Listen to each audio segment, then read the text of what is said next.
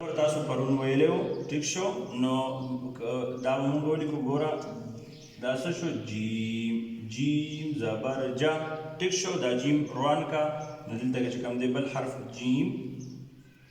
دا چې کوم دی نو څه به شي دال زبر دا ټیک شو او دا چې کوم دی نو مونږ څه کو دلته کې زال کو زال زبر ذا ټیک شو او دا چې کوم دی نو څه به شي دا مونږ دلته کې ولیکو را زبر را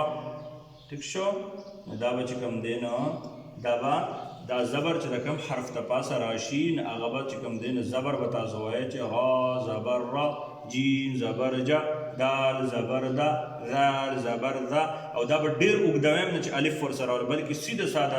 حرف مقدار عمره را زبر را د زبر مقدار به وایئ او د را زبر را را دا را چې کوم خپل دغه دی را به نه وایئ ډېر زیات اوږد ټیک شو